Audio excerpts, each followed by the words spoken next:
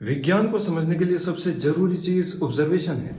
तुम केवल देखकर एक अनजान खेल के रूल्स समझ सकते हो। शतरंज की ही तरह ये प्रकृति कुछ नियमों पर टिकी है और यदि बस हम उन्हें ऑब्जर्व करने लगे तो वे नियम हमारी समझ में भी आ जाएंगे। आज इस वीडियो में हम बात करेंगे भौतिकी की। आखिर क्यों एक परागकण फूल से बिछड़कर बेतरतीब गति करता है और क्यों ही ये चांद तारे केंद्र के चारों ओर खास रास्ते पर घूम रहे हैं। ब्रह्मांड विराट है, भौतिकी की संभावनाएं भी। एक छोटी सी वीडियो में फिजिक्स को सारा समेट पाना आसान नहीं है, फिर भी कोशिश करेंगे उन सभी संभावनाओं को छूने की। तुमने कभी ना कभी ये तो जरूर फील किया होगा कि कोई चीज तुम्हारे लिए भले स्थिर हो, वो दूसरों के लिए गतिशील हो सकती है। घटना वही है, लेकिन ऑब्जर्वर के बदलने के साथ ही उस घटना की इंटरप्रिटेशन अलग हो गई।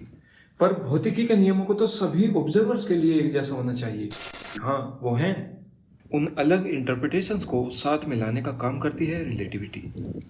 अब गति का पहला नियम, यदि कोई चीज स्थिर है या फिर एक कांस्टेंट वेलोसिटी के साथ मूव कर रही है तो वो उसी अवस्था में बनी रहेगी जब तक कि बाहर से उस पर कोई बल नहीं लगता।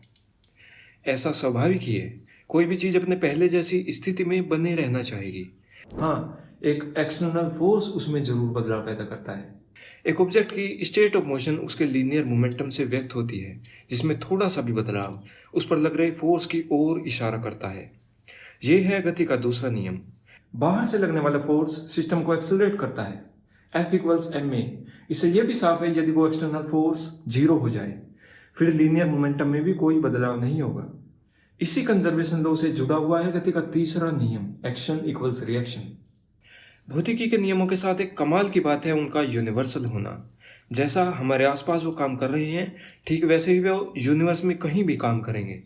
तो क्या गिरता हुआ सेब इस बात की ओर संकेत कर रहा है कि चांद भी जमीन पर आ गिरेगा? यूनिवर्सल ऑफ ग्रेविटेशन यही तो कहता है, कोई पिंड किसी दूसरे पिंड को अपनी ओर खींचता है क्योंकि उनमें मास है, पर उनके बीच का ये अट्रैक्शन तेजी से कम भी होता है जब उनके बीच दूरी बढ़ती है तो। हाँ, गिरते हुए सेब और चांद में एक बहुत बड़ा अंतर यह है कि चांद सीधे सीधे जमीन पर नहीं गिरता, उसकी एक पर्याप्त टेंजेंशियल स्पीड है। उसी के प्रभाव से धरती के चारों ओर एक खास रास्ते पर घूमने लगता है। ये सारा ब्रह्मांड हमें इसी केंद्रीय बल के, ग्रेविटी के कारण ही इतने व्यवस्थित तरीके से काम करता हुआ दिख रहा है। वो व्यवस्था खोने लग जाती है जब तुम अपने आसपास छोटी सूक्ष्म घटनाओं को ऑब्जर्व करने लगते हो।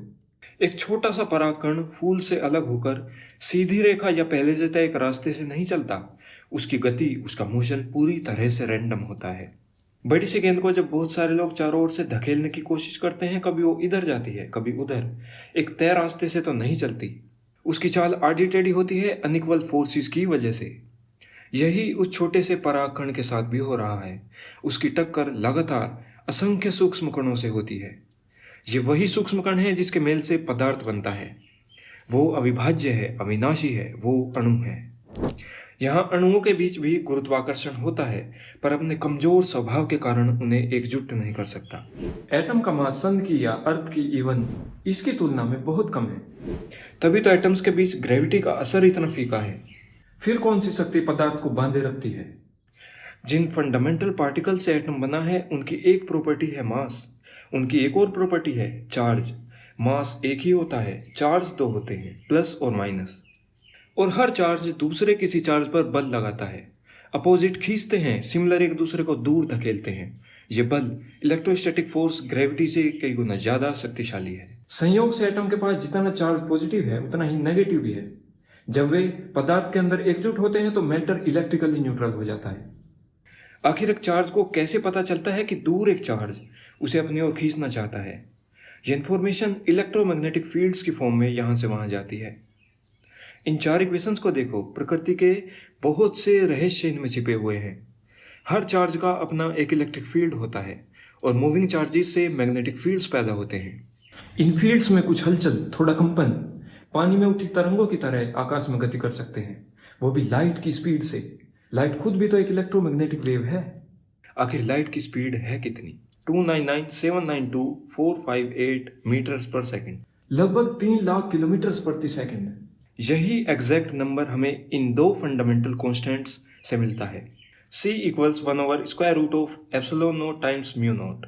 स्पीड ऑफ लाइट एक फंडामेंटल कांस्टेंट है, सभी ऑब्जर्वर्स के लिए बिल्कुल वही। ये फैक्ट थोड़ा हटके है हमारी कॉमन सेंस से। आखिर एक रेसिंग कार की स्पीड दौड़ते हुए ऑब्जर्वर और भीड़ में आराम से बैठे हुए ऑब्जर्वर के लिए एक सी कैसे हो सकती है? इसी कारण हमारे ब्रह्मांड में कोई भी चीज लाइट की स्पीड के बराबर या उससे तेज नहीं चल सकती। सी के यूनिवर्सल होने से होता यह है कि एक मूविंग ऑब्जर्वर के लिए टाइम धीरे गुजरने लगता है। साथ ही तेजी से चलती हुई चीजों की लंबाई एक स्टेशनरी ऑब्जर्वर को छोटी फील होती है।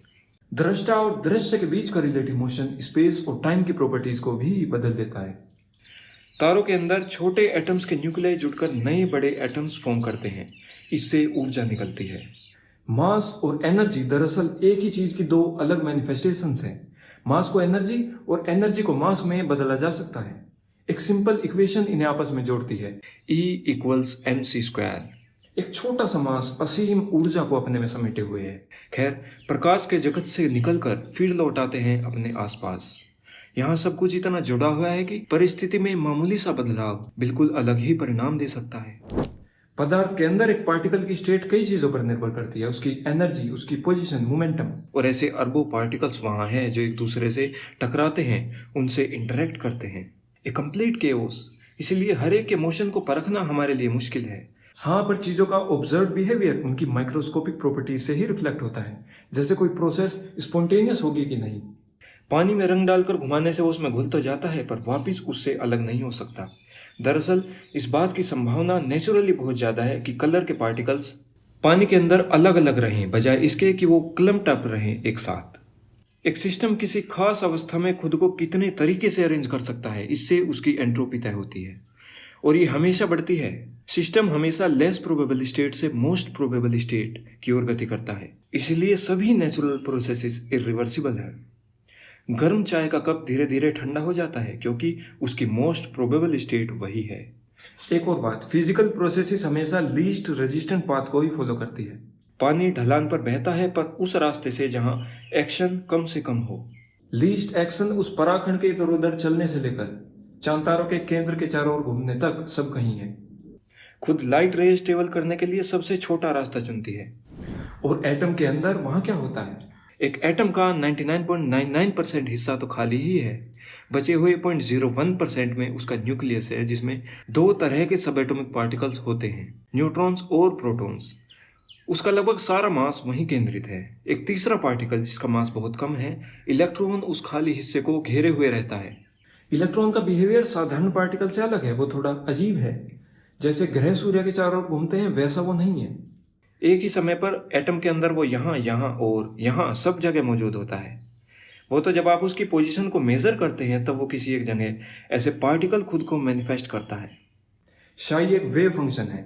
किसी एक पार्टिकल के लिए श्रोडिंजर्स इक्वेशन को सोल्व करो, इससे शाई तुम्हें मिलेगा।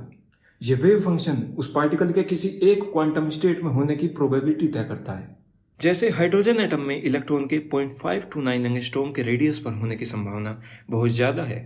हाँ, जब तुम मेजर करोगे तो वो कहीं भी हो सकता है, पर बहुत बार मेजरमेंट लेने से सबसे ज़्यादा वो वहीं मिलेगा। श्रोडिंजर्स इक्वेशन साथ में ये भी निश्चित करती है कि इलेक्ट्रॉन एटम के अंदर कुछ खास एनर्जी लेवल्स में ही रहे।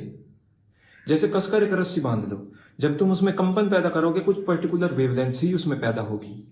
ऐसे ही सब बाउंड पार्टिकल्स कुछ डिस्क्रीट एनर्जी लेवल्स में ही रह सकते हैं। एनर्जी क्वांटाइज्ड है, और जब इलेक्ट्रॉन एक एनर्जी लेवल से दूसरे में जंप करता है तो एक मासलेस पार्टिकल रिलीज होता है, quanta of light, photon. Light एक वेव है, पार्टिकल भी।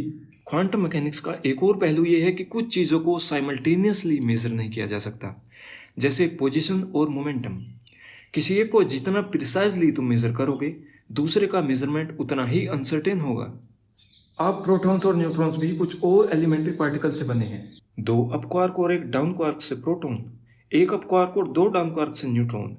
तो basically electron, up quark, down quark और न्यूट्रिनो, ये चार एलिमेंट्री मैटर पार्टिकल्स हैं। इनके अलावा तीन इंटरेक्शन फोर्स के पार्टिकल्स, फोटोन, ग्लूऑन और WG बोसोन्स। इन सब से यूनिवर्स बना है। एक कॉमन फील्ड पार्टिकल भी है, हिग्स बोसोन, पर इस स्टैंडर्ड मॉडल में अब भी कुछ मिसिंग है, ग्रेविटी। एक बार फिर से हमें रिलेटिविटी का रुख करना होगा। पृथ्वी पर तुमने देखा कैसे सब चीजें सेम रेट से गिरती है। उनका इनर्शियल मास और ग्रेविटेशनल मास बराबर है, और इसलिए एक ऑब्जर्वर को फ्री फॉल की स्थिति में कोई भी एक्सेलरेशन फील नहीं होता है। इसके उलट तुम एक्सेलरेशन और ग्रेविटेशनल फील्ड में कोई अंतर नहीं कर सकते। 9.8 मीटर्स पर सेकंड ईच सेकंड के रेट से एक्सेलरेट करते हुए स्पेसशिप में तुम्हें बिल्कुल पता नहीं चलेगा कि पृथ्वी के गुरुत्वाकर्षण से तुम बाहर हो। अब एक्सेलरेटिंग फ्रेम्स में लाइट सीधी रेखा में नहीं चल सकती, उसका रास्ता थोड़ा कर्व्ड होता है। तो क्या ग्रेविटेशनल फील्ड में भी वो कर्व्ड होना चाहिए? तो फिर लीस्ट एक्शन का क्या? असल में लाइट तो सबसे छोटा रास्ता ही चुनती है चलने के लिए। बस मास की प्रेजेंस में वहाँ का स्पेस टाइम फैब्रिक कर्व हुआ होता है। Matter tells space time how to curve and space time tells matter how to move. General relativity ब्रह्मांड की लगभग हर बड़ी घटना को अच्छे से एक्सप्लेन करती है। Ever expanding Cosmos, big bang, तारों का बनना और ब्लैक होल्स। उधर क्वांटम थ्योरी के रिजल्ट्स अपने आप में कमाल के हैं। नॉन लोकेलिटी, पोली एक्सक्लूजन और क्वांटम एंटेंगलमेंट आदि। अब तो ग्रेविटेशनल वेव्स भी डिटेक्ट की जा चुकी है। हमारे सामने अज्ञानता की एक गहरी खाई है। अस्तित्व के बड़े हिस्से डार्क मैटर और डार्क एनर्जी से हम अनजान हैं। मल्टीवर्स, पैरेलल यूनिवर्सेस की संभावनाएं, क्वांटम ग्रेविटी और ग्रैंड यूनिफाइड थियरी, और उसके ऊपर डीप फिलोसॉफिकल क्वेश्चंस तो हैं ही। इसके बारे में तुम क्या सोचते हो? आज के लिए इतना ही।